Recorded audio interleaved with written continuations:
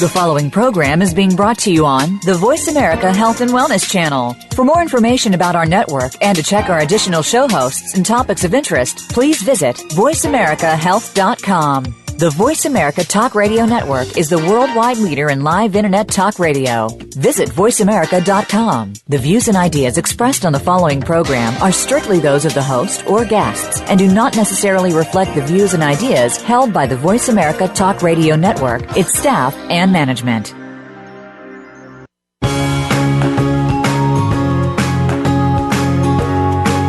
Welcome to Breast Friends Cancer Support Radio. Your hosts are Becky Olson and Sharon Henifin. Our show is here to help breast cancer patients, survivors, their friends and family with the resources, support, and inspiration they can use right now.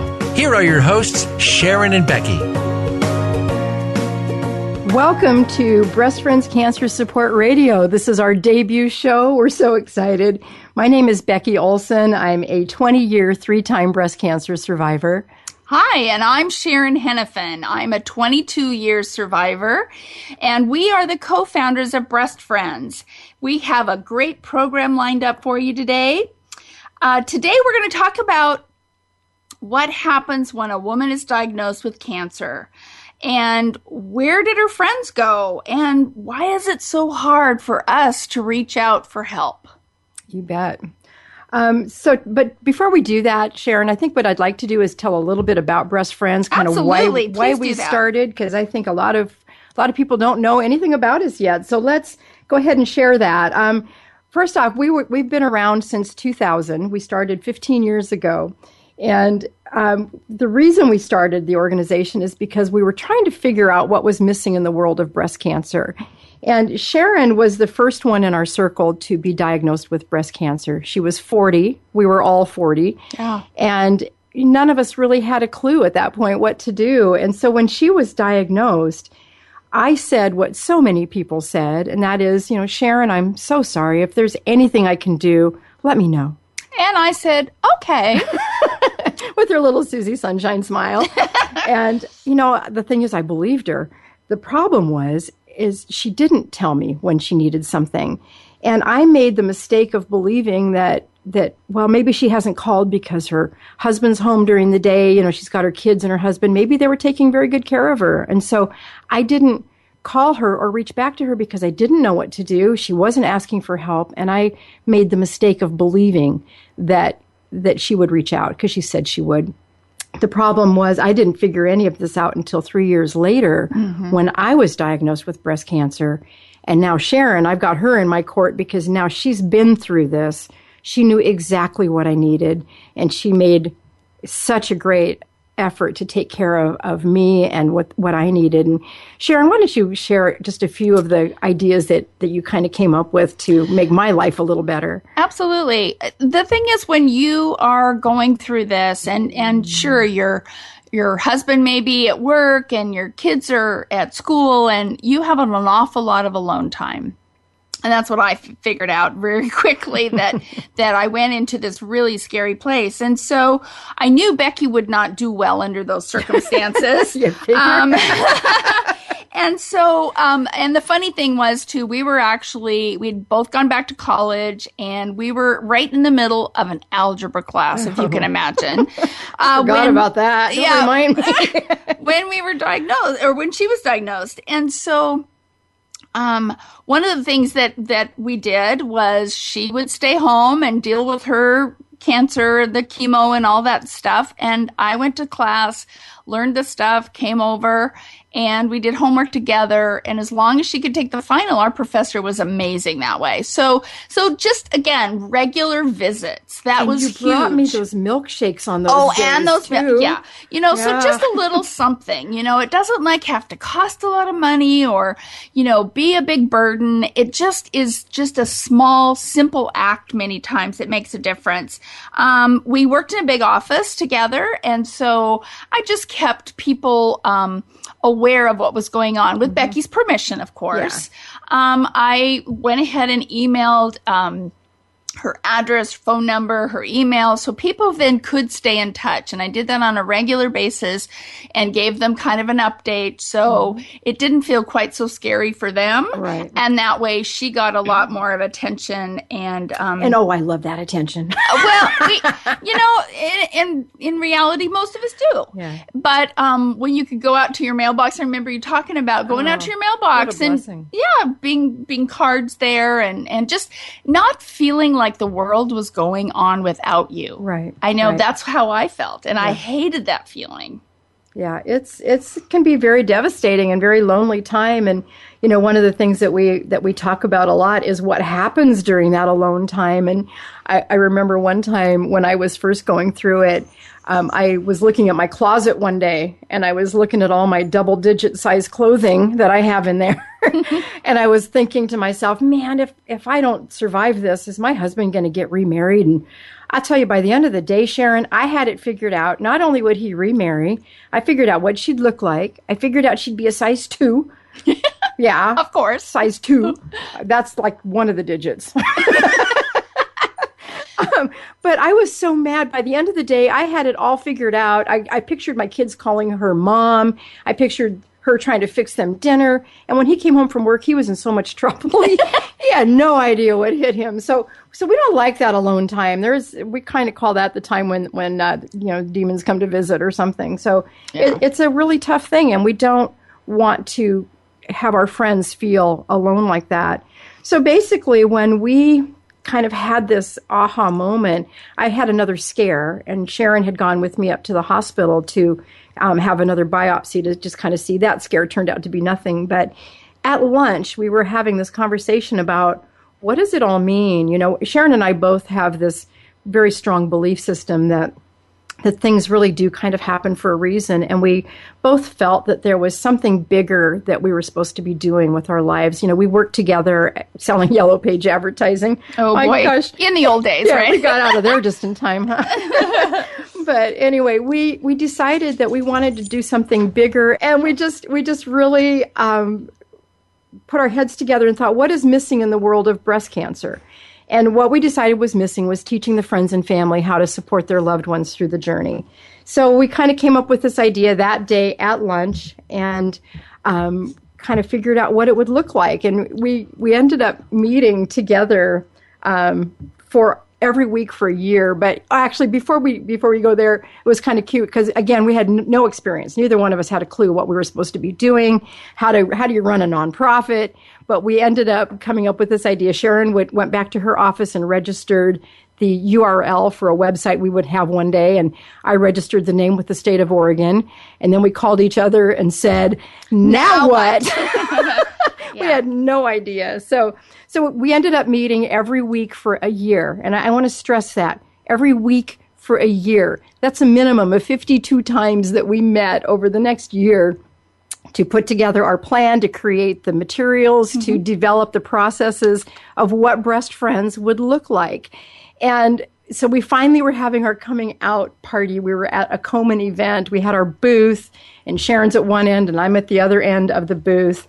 And so, Sharon, you got to tell them what Vern said. Oh, it was very enlightening, we'll put it. So my fiance at the time, we've been married now for 13 years. Back then, he was sitting on a cooler. We were really high tech, this booth. And Becky was on one side of the table. I was on the other. And he was folding our brochures that are hot off our home computers, right?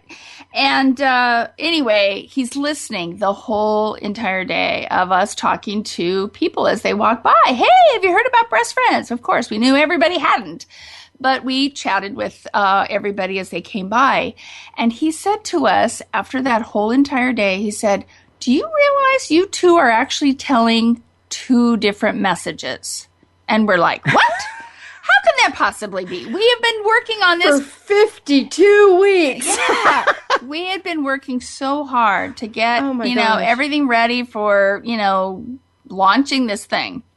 Long story short is because I was the patient, that didn't really feel supported because I didn't ask for help or didn't take the opportunity to receive help. I was concerned that not another patient would feel the way I did. And then Becky felt because I was on the other side of that. I was the kind of the lousy friend, and I knew I could have done a better job for her, but I didn't know it at the time. And so my perspective on it was to educate the masses, teach the friends and the family how to support someone who's going through a tough time, whether it's cancer or something else. It doesn't really matter. Yeah. We all face tough things. We all survive something, and we need to be there to support each other because that level of support is so essential. And so I wanted to teach the masses on how to provide that level of support. And I wanted to teach one-on-one, for the patient. So the funny thing is, Breast Friends is all of that. Yeah. And so we do a lot of public speaking. We do a lot of things out in the community. But we really, the core of Breast Friends is that one-on-one and making each woman feel special and providing her the hope and inspiration that she needs to keep going, to get through her treatments and to get on the other side and then live her best life. You bet. And so basically, over the last 15 years, we've developed many programs, and you're going to be hearing about some of the different things that we teach people over the next several weeks as we go through our program. And so you're going to be hearing a lot about some of those things. So in the meantime, though, we are going to be sharing some other ideas with you today. We want to talk about some of the things that people say. Yeah. What they say, or they, put their foot in it. And I mean, they don't mean to. They don't mean to. I mean, we all want to help somebody. I'm sure if you have somebody close to you, and you want to reach out and help. Mm-hmm. But again, sometimes we find that our friends and family don't know what to say. Yeah. They either say something, hurtful or stupid or whatever.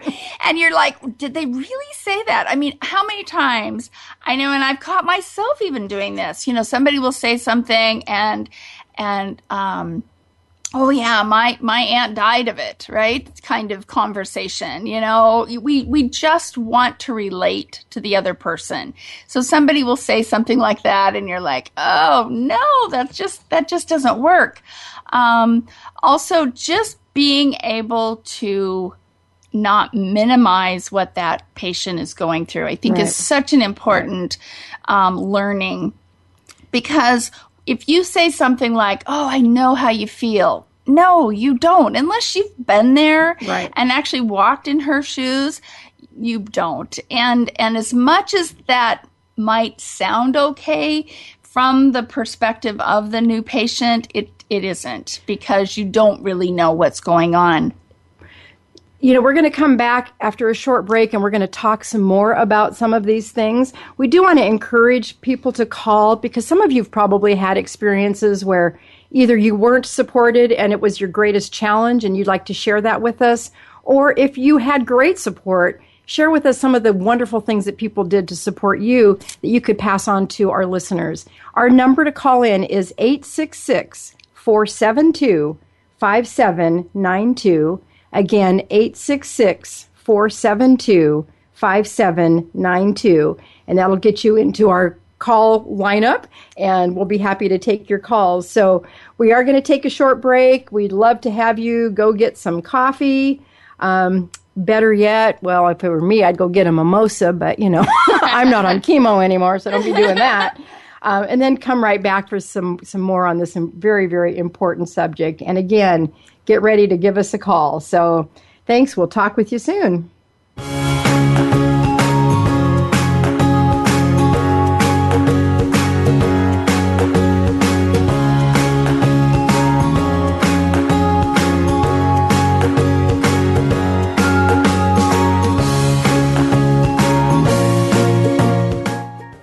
A fresh look at today's health. Voice America Health and Wellness.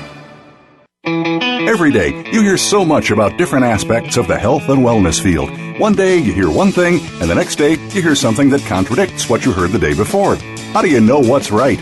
Try tuning in to The Cutting Edge of Health and Wellness today with Dr. Neil Nathan. Our goal is to educate and explore this field with guest experts in order to help you take control of your health and well-being. Listen Fridays at 2 p.m. Pacific, 5 p.m. Eastern Time on Voice America Health and Wellness. Tune in every Tuesday for C. diff, spores, and more with hosts Nancy Kerala and Dr. Chandrabali Ghosh. Our program is to provide information about C. diff, healthcare-associated infections, and more. Nancy is a C. diff survivor, healthcare professional, and the founder and executive director of the C. diff Foundation. And Dr. Ghosh is the chairperson of research and development for the C. diff Foundation. Together, with their guests, we'll explore infection prevention, treatments, environmental safety, and more. Listen every Tuesday at 2 p.m. Eastern Time, 11 a.m. Pacific on Voice America Health and Wellness. Opinions, options, answers. Voice America Health and Wellness.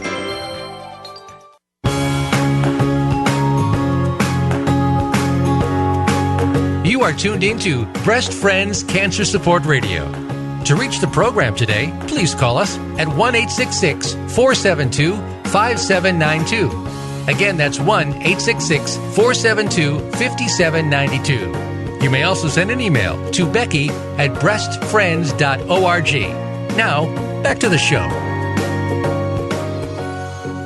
Welcome back to our program. Today we're talking about the importance of support and how much we really do need each other. And at the same time wondering, where did our friends go when we're going through a cancer diagnosis? And we have a caller on the line. We have Yvonne from Oregon. Yay! Hi, Yvonne. Hi, ladies. Oh, my gosh, it's been so wonderful listening to you this morning. I just can't tell you what a blessing you are. Thank you. Thank you. So what was your question, or did you have a comment? Well, I kind of wanted to call in and share an experience I had being a stage 3 breast cancer survivor for the last 5 years. Yay. Yay! You got past your 5 years. It's amazing. When you hear the word 5-year survivor, it just seems really magical. And I count my blessings every day. But one of the things I experienced that was really surprising is I'm a really, really positive person, and I'm usually the one that's the biggest cheerleader in the room, and I'm the one who's always kind of, cheering everybody else on when they have problems. And when I went through my cancer diagnosis, everyone around me was wonderful, but they kept saying, "Oh my gosh, you're so positive. You're such an encouragement. You're such an amazing woman. You're going to do just great." And that was wonderful to hear, but I really wasn't that wonderful, and I wasn't that great, and you didn't I was feel that having wonderful. a really hard time. And I never felt like I could let my guard down with my friends because I didn't want to let them down. I didn't want to scare them. I didn't want them to worry. And, it became almost like I was the caretaker of them instead of them taking care of me. So, it's an amazing turnaround on the journey, but that was something that I really struggled with. And you know what, Yvonne? I'm sure that so many of our listeners feel exactly the same way. That is an interesting thing because I kind of had the same thing, and we find ourselves saying, "Oh, I'm fine. I'm doing good. Everything's going to be good." And unfortunately, that is kind of our outward persona. But when we have those quiet, dark moments, we don't know. We don't know we're going to make it to our 5-year. We don't know that we're going to get past all of this craziness. And yeah, it's funny how it's kind of almost our responsibility to take care of everybody else. Right. And this is the one time in your life that you really want to be able to allow other people to step up and take care of us. But again, when you're used to doing it, it's hard to get out of that role, isn't it? Well, I have to say, I found Breast Friends late in my journey, and you ladies have made such a difference in my life and my path with cancer. And now I look back on my experience, and I know that the things I learned, working with Breast Friends and working with you two girls, I'm going to help share that experience with them as well. And hopefully be able to be a part of the Breast Friends family for a long time. So bless you both for what you're doing, and awesome radio show, ladies. You're just Yay! Thank you. Thank you. Well, Thanks, we Yvonne. appreciate your Proud. support, Yvonne. Yeah. Thanks so much for Yeah. calling. Thank you. Yeah. She You brought bet. up a good point. Bye-bye. Bye, honey. Bye, Yvonne. She brought up a really good point, about, as she was saying, people expect you to kind of make them comfortable and make your journey easier for them. Yeah. And happens with mothers all the time. They have to constantly let the children know, let the husband know that I'm going to be fine, I'm going to be okay. And you're right. We don't always know what the outcome is going to be. And to have to feel like we need to be in that place is tough. And that's part of why Breast Friends exist. This is what's so good about support groups. You need to have a place where you can reach out and get that support and friendship, from the other side, so that people who know what you're going through, that get aren't it. They get it. They're not expecting you to make them feel better about your journey. And so it's really important to be able to reach out. And so, Yvonne, we thank you for raising that question on the air. And for those of you who don't know, Yvonne is one of our lovely board members, and she's just an amazing woman. Really appreciate her being on the call and supporting us this morning. So it looks like we might have another caller too. We have Linda from Oregon. Linda, are you there? I am. How are you? Yay. We're good. We're doing good, honey. How are you? I'm great. I just have to say how very, very important what you're doing is to women who are being diagnosed with cancer. Because when I was diagnosed 5 years ago, I didn't have any family around me. I didn't have anybody that I knew who had been diagnosed. And so I was pretty much feeling really alone. My husband had a deer in the headlights look about him because he didn't know what to do for me. We know that look. As I was slipping out and behaving very erratically because I didn't know how to deal with all of this. And I just can't stress enough the importance of support, the support that you provide women, because it literally saved my life, and it probably saved my marriage as well, because he just couldn't do enough for me. He didn't know what to do for me. I didn't have, like I say, any family or friends that I was aware of. And when I found you, I was in such a dark place and not knowing where to turn. And it just completely turned my life from being in a really dark place to being hopeful and positive and excited about my future. Oh, that's great. You do amazing, wonderful things for women, and you did it for me, and I'll love you forever. Oh, bless your heart. Well, thank you so much. And the support is so vital. And for anyone who's afraid to reach out, please don't. Don't be afraid. Reach out to these women. They will make the difference between getting through this just on your own and getting through it with friends and family. I mean, you guys are my family. I love you. I don't know what I would have done without you. So Thanks, Linda. And a really easy way to reach out is to visit our website, which is breastfriends.org. We do have offices in Oregon, and we also have offices in Pennsylvania, in Stroudsburg, and we have one in Florida. So, you can reach out nationally. We have an 800 number. You can get a lot of resources and information on our website directly. There's just a lot of different ways to reach out to Breast Friends, but call. We're excited to talk to people on the phone too. So I'm going to mention something that Linda brought up, because again, her husband had no clue. Most of our husbands have no clue how to really help us, and so often we have given out what we call our honey-do list, tips for the husbands and partners, and we have a wonderful brochure we call tips to show you care, and there's one section for family and friends, and then one for the partners and husbands. And the part I love about that is, again, guys tend to like the honey-do list. They like a list. They like to be able to say, okay, I can do this. Check, check, check. And one of the things that was on the list that Becky provided, or at least he at least took on himself, right? Why don't you tell that story, Becky? Oh, it's so great. One time when I was getting ready to start my chemo, it was my first day. I hadn't even gone yet. And I looked in the bathroom. My husband was in there scrubbing the toilets, and he'd actually made his way to all three of them in the house. And I thought, I've never seen him scrub the toilets like that before. I mean, he did a great job. I said, what are you doing? And he reminded me that I was having chemo, and he says, you might be hugging these later, and I don't want them to be nasty. I mean, talk about any brownie points that he built up a whole bunch of them right about then. But yeah, he cleaned the toilets because he knew that would be something that he could do. And since there were so many boys in my house, he needed to do. Yes, exactly.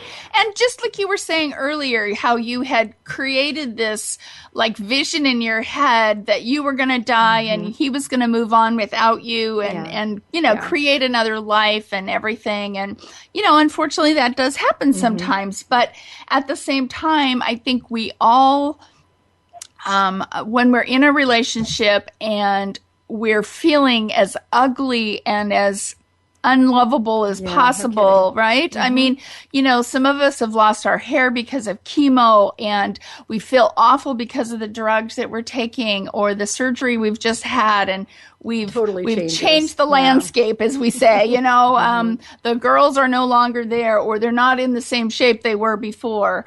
And so just that constant, I love you, you look fine, and again, I know not fine. I hate not fine. Yeah, fine. Honey, don't you ever say you look fine. Yeah, fine. We all know what that means. Not a good word, but you know what I mean. It's making sure that you feel loved, not minimizing what you have gone through and the fact that you've lost your hair or you're, whatever, not feeling well, but just that general, like keeping in contact, like texting, now the day. Exactly. Yeah. Just getting a text. Just thinking about you. Yeah, from getting that text. I'm sorry. I think the silver lining to this is when my husband saw what I was getting from Breast Friends, it helped us together, and he became more aware of what he can do. That's good. That's wonderful. And now he is as big a supporter of Breast Friends as I am.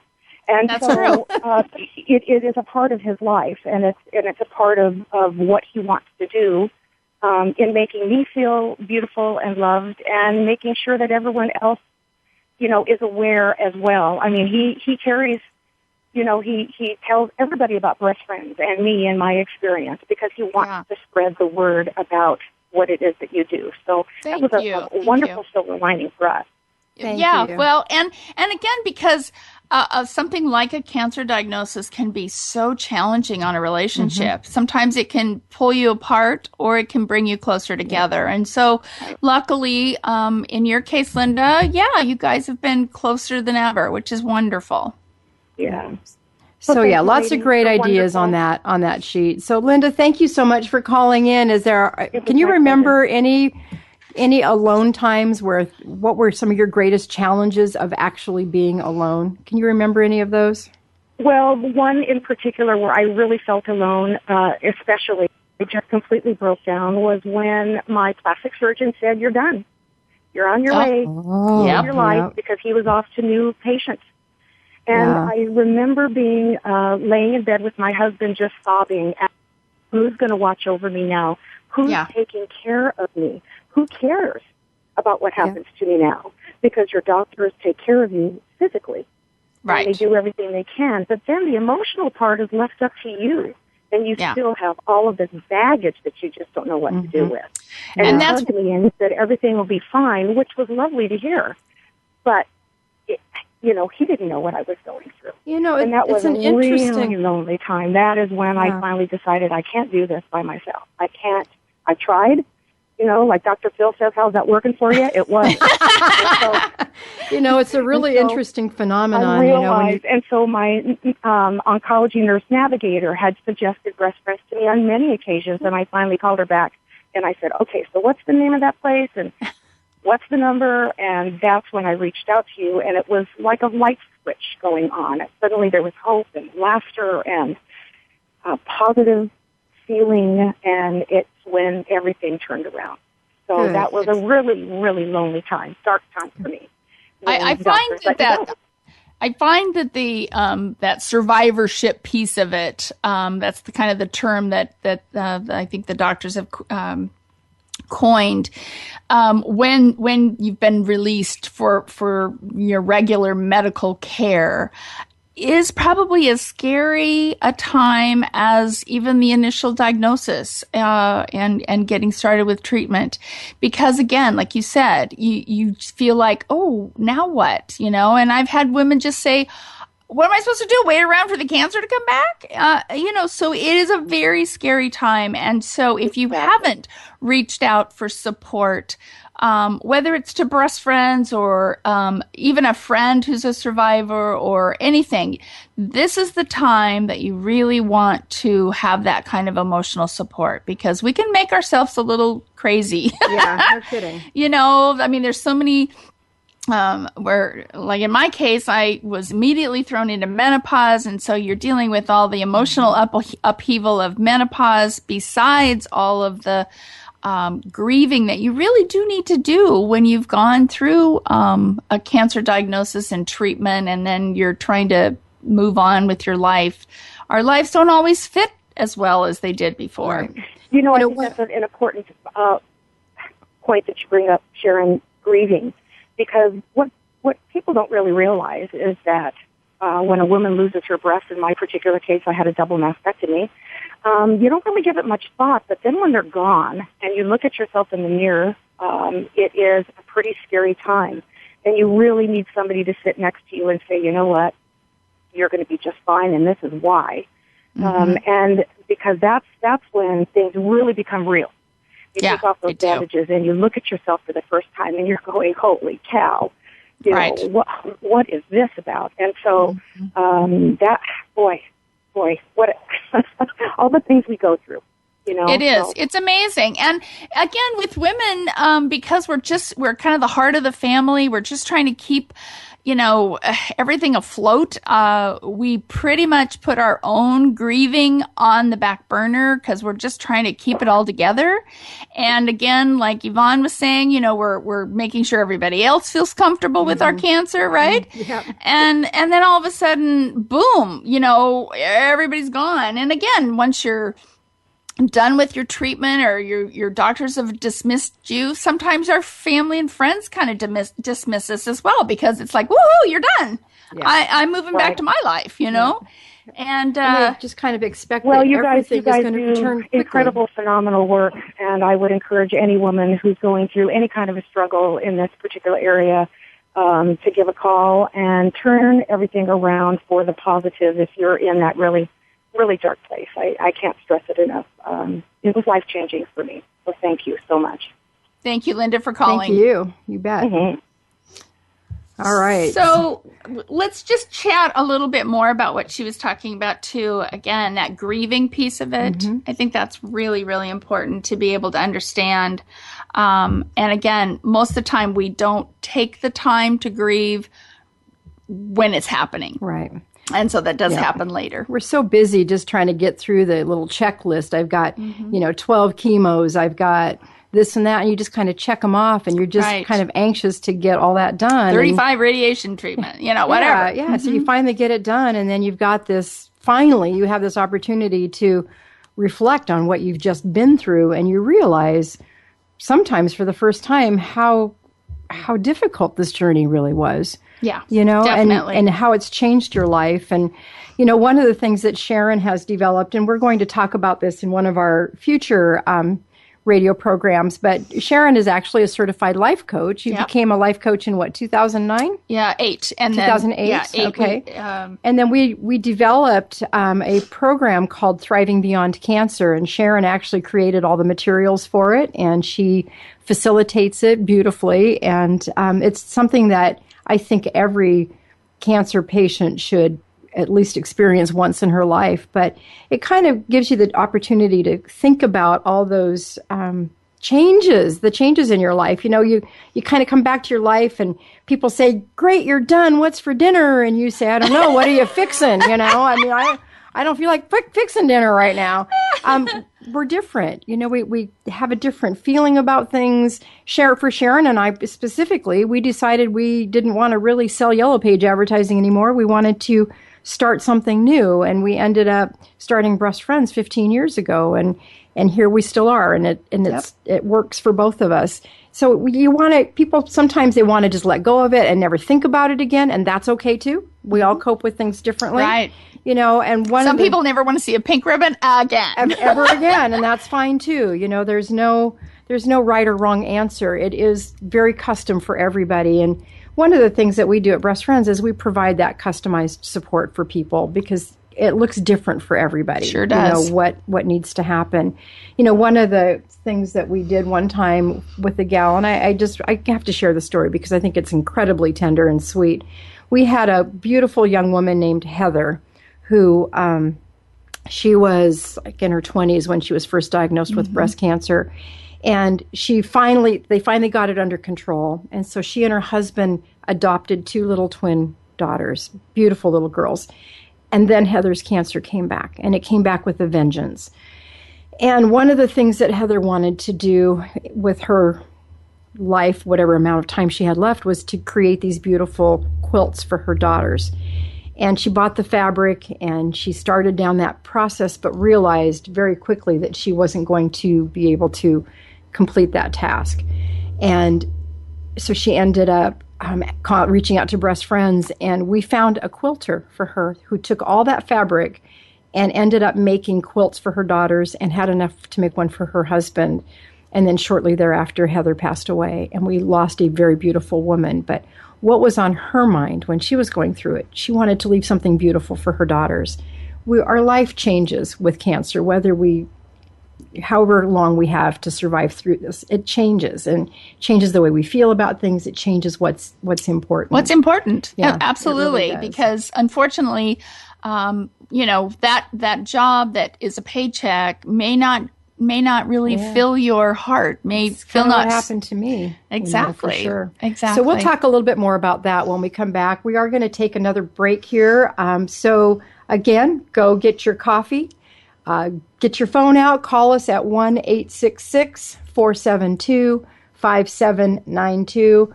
We'd love to hear from you. We'd love to hear more stories. I think people relate to stories more so than just giving off a bunch of facts. So be that inspiration to somebody today. If you've always wanted to be able to share your story and inspire somebody, now's your opportunity. So again, 866-472-5792.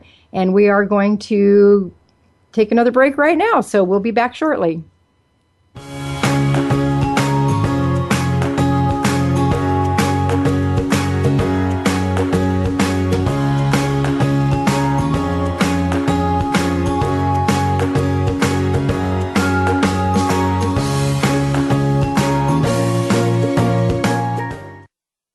Step into a healthier you.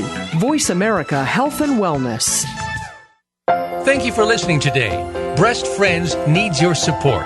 We rely on donations to keep our doors open and to keep this radio program alive. Please consider making a tax-deductible donation to Breast Friends. You can visit us at breastfriends.org. You can also like us on Facebook at Breast Friends of Oregon. Be sure to tune in to the Voice America Health and Wellness channel every Friday at 10 a.m. Pacific Time for Breast Friends Cancer Support Radio. Visit breastfriends.org and contribute today. Explore the power of natural healing with Howard Strauss. Join us each week for an informative program that'll help you learn effective healing methods using natural remedies. Howard's guests include top researchers, authors, and experts who will share their views on a variety of natural products and healing methods that really work. Tune in to The Power of Natural Healing with Howard Strauss, Mondays at 11 a.m. Pacific Time, 2 p.m. Eastern Time on the Voice America Health and Wellness channel. Ouch! What do you think of when you think of dental procedures? Well, when you think about it, the teeth and the rest of the body are strongly connected. What happens in one part affects the other. In the Tooth Body Connection with host Dr. Dawn Ewing, we'll explain more about these concepts, as well as discuss the role that your teeth play in your overall health. You'll learn about amalgams and how removing them the wrong way can be toxic to your body. Tune in Fridays at 2 p.m. Eastern, 11 a.m. Pacific on Voice America Health and Wellness. Opinions, options, answers. Voice America Health and Wellness.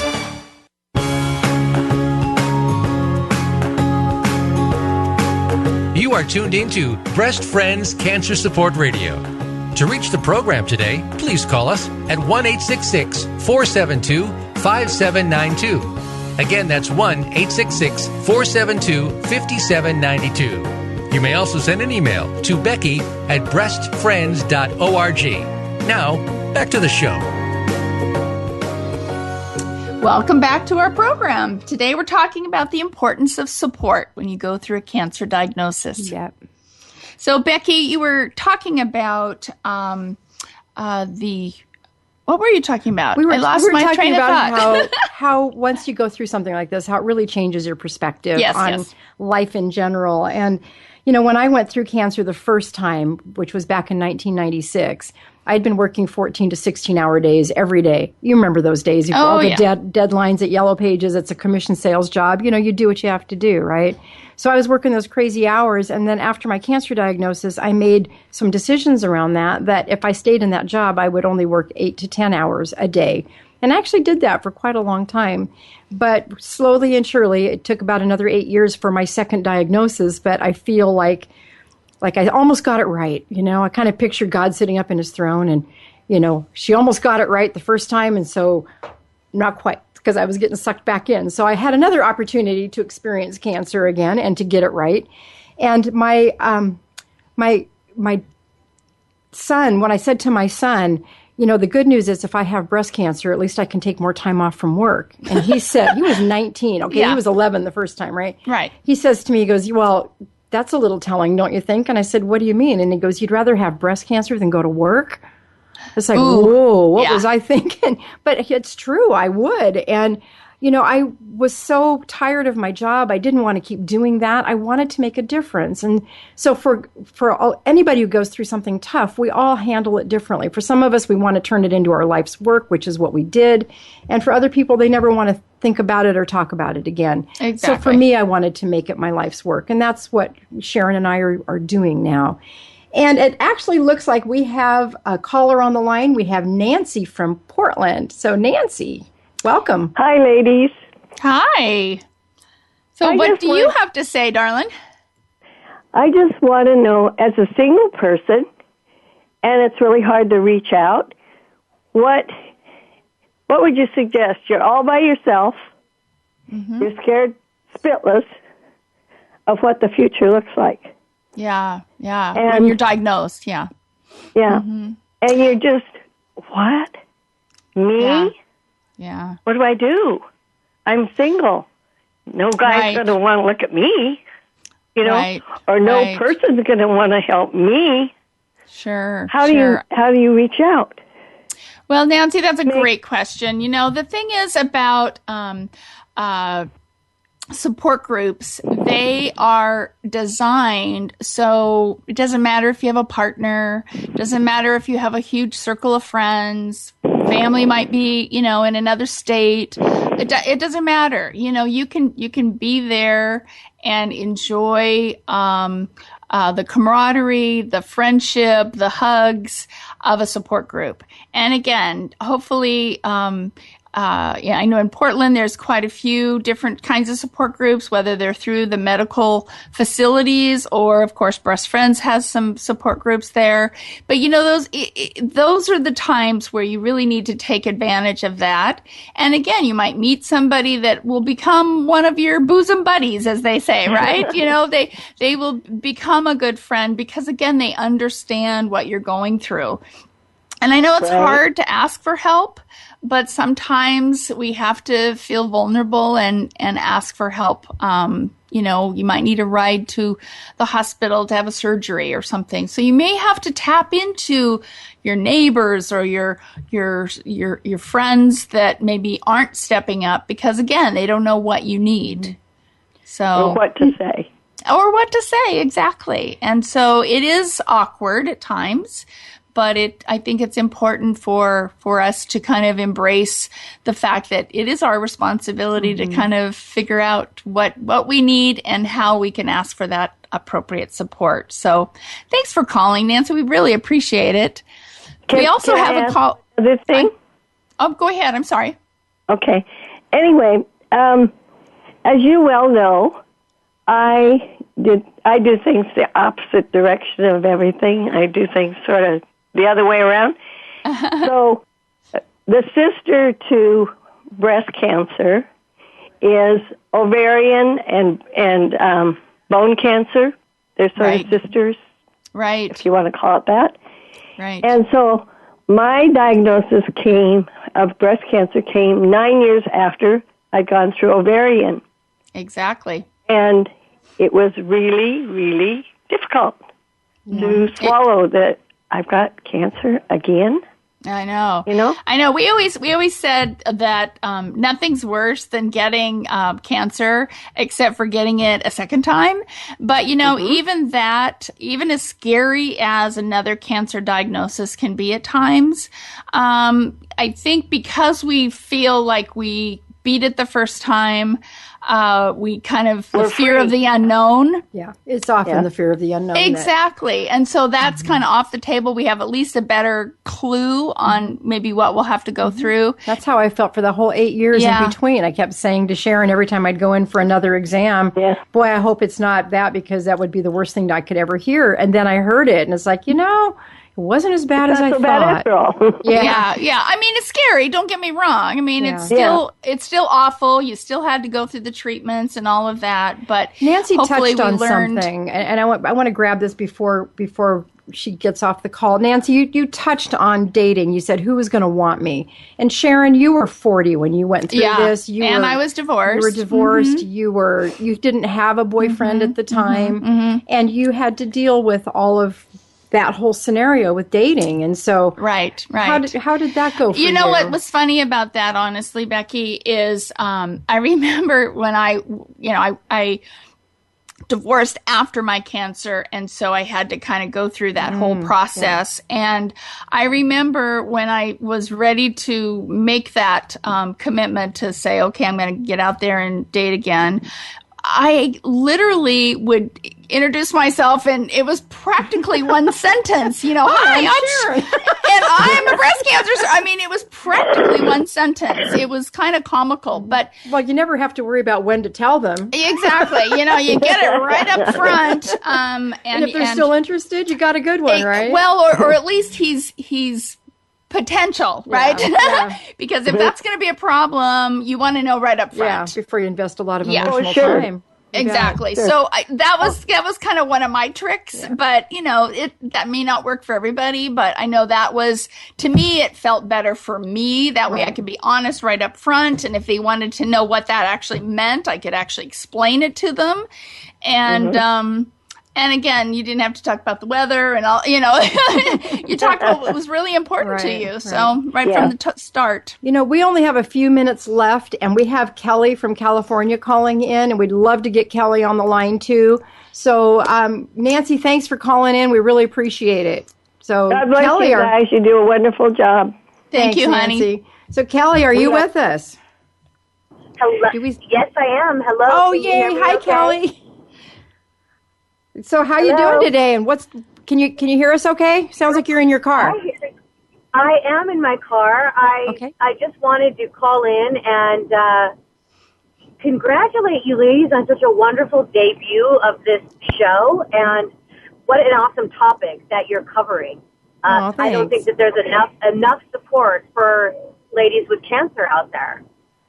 Yeah, it's amazing how important that is too. It's sad. Yeah. Well, I live in Southern California, and I know of an organization that supports women with cancer as well, and I've actually done some workshops and things for them, and I wanted to just kind of chime in about like Nancy said, it's like you're alone and you don't know where to turn, and it's just so important to have some resources that you can call upon, that you can reach out to and get that support. And I love what you guys, said about just even going to a support group. You might meet one person who could be your bosom buddy through the entire process, and that alone would help save you and help you with you as you go through your treatment. You bet. And sometimes that help, Kelly, doesn't always even have to be about cancer, right? I mean, it can be other kinds of help. One of my bosom buddies, I guess, is a wonderful friend named Patty. Every Friday morning, Patty would call me, and we'd get out our newspapers and decide which movie we wanted to go see. and we'd go find some chick flick that we couldn't drag our husbands to, and we'd go see a movie, you know, and she always left it up to me if I wanted to talk about cancer. It wasn't about cancer. It was about bonding and spending time together and finding something that you have in common. And Patty and I both loved movies, and so that's what we did. Yeah. And if I wanted to talk about cancer and how I was feeling, fine, it was up to me. But sometimes it's just that being around a supportive person. Does that resonate? Absolutely. I think it's so important to normalize the experience, because it doesn't identify who you are. It's just something that has happened. So integrate it with your day-to-day life. Yes. Yeah. Be able to talk about your cancer, but let's go to a movie and let's go to lunch, or let's just sit and have a cup of tea and talk about anything else. Anything else. Yeah, I remember. I remember just wanting to believe that the world wasn't going on without me, you know, so I was more curious in their world than I was in mine, because mine was really kind of dark and icky. Not a good place to hang. Right. Yeah. So just being, like you said, normalizing. I love that term. Yeah. That's really, really good advice there, Kelly. And it's just very important to have a friend that you can just call upon to just say, hey, what do you think about this television show last night? I know that with my daughter, we would talk about, the program So You Think You Can Dance, and who got on and who got booted off, and it just kind of gave me those moments where I wasn't consumed in my illness. Right. Well, it sounds like you've got some background in all this. So tell us about bit, but not in cancer. Yeah. Mine was heart disease, and so I don't want to get on the bandwagon of promoting women's health and heart issues. This is your show, and I just wanted to call in and just congratulate you ladies for stepping out and doing this. It's a wonderful program. Thank you so much. We appreciate that, Kelly. Hopefully we'll hear from you again. Promote it, I will. Yeah. Absolutely. All right. Well, thank you so much. And we're really, really coming down to the wire here. We do have a wonderful brochure that is available on our website. It's called Tips to Show You Care. If you go to breastfriends.org, you can download a copy of it. I believe if you just type it in the search box, it comes up, right, Sharon? I believe so. I believe so. And there are a lot of great ideas. Why don't you read a couple more just to go out on this? Again, sometimes just arranging for childcare if it's a young mom, right? Yeah. Just so she can take a nap. I remember that. Yeah. Right? Just getting the rest, because unfortunately when you're going through, whether it's surgery or any of the other kinds of treatments, your energy level is really, really compromised, and it takes a lot of rest. And sometimes, we're trying to juggle jobs and kids and this and that. So if we just have a couple of hours to do whatever we want to do. Yep, exactly. Right? Exactly. Or, just maybe there's, a lot of times you'll get gifts, little things from people. And so, we like to send thank yous. Well, that's a big job. Oh, I just thought of something. Yeah. So my cousin Candace, she called me one day and she said, Becky, are you going to be home? And I wasn't going anywhere because I didn't feel like going anywhere. I said, yeah, I'll be home. I said, but my house is messy. You have to just not let it bother you. She goes, I'm not coming to see your house. I'm coming to see you. Yes. But what she figured out in that is that I needed my house clean. Now, I wasn't asking her to clean my house. We would never do that, right? If I was that smart, I might. But anyway, she shows up at my house an hour later. She's got this bucket of cleaning supplies, some CDs, because she can't clean a house without CDs. And she says, okay, I'm here to clean your house. You can either take a nap or you can sit and visit, but it's up to you. And I'm thinking, well, I can sleep when I'm dead, so I think I'll just sit and visit. And I'll tell you, having her energy around me was so contagious. But if she would have called me and said, I want to come do something, can I come clean your house or something? I would have said, I'm fine. Thank you. That's so sweet. But she didn't do that. She just asked if she could come over, and then she took care of what needed to be done when she got there. And that's what we mean by proactive care. If you wait for permission, you might not get it for that particular thing. But if you know the person well enough, she knew me. She knew that she could do that. So I could have come in your house and did up your dishes. Exactly. Or done my laundry. Throw a load of laundry in, Yeah. or those kind of things. Again, it depends on your relationship with the person. Obviously, yeah. As to how you want to present this, but again, I think the things to remember is we need company. If you don't have to talk about the cancer, because I know that's uncomfortable for a lot of us anyway, and so being able to just be there and maybe watch a funny movie at home if you don't feel like going out, or bring a movie, bring some popcorn, exactly. and watch it at the house. So the reason you're friends to begin with is you have usually something in common. Yep. So whatever that is that brought you together originally is probably going to be there. Exactly. It's still there. And so trying to make sure that you're able to just keep that intimate. Yep. So we are coming to the close. So we'd like to invite you all. Well, first off, thank you for listening. Absolutely. And we'd like to invite you to tune in next week because we're going to talk about the importance of humor. And how humor plays such an important role. So until then, we want to remind you that there is hope, and we are here to help you find it. Thanks for listening. Thanks for joining us.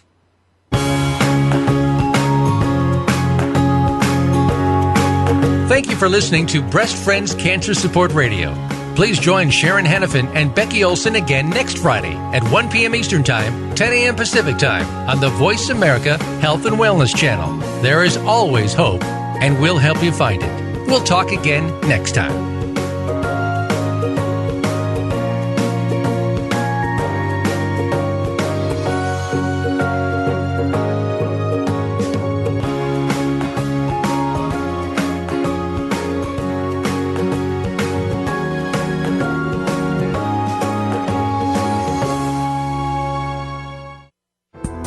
Thanks again for listening to the preceding program, brought to you on the Voice America Health and Wellness Channel. For more information about our network and to check out additional show hosts and topics of interest, please visit voiceamericahealth.com. The Voice America Talk Radio Network is the worldwide leader in live Internet talk radio. Visit voiceamerica.com. The views and ideas expressed on the preceding program are strictly those of the hosts or guests and do not necessarily reflect the views and ideas held by Voice America Talk Radio Network, its staff, and management.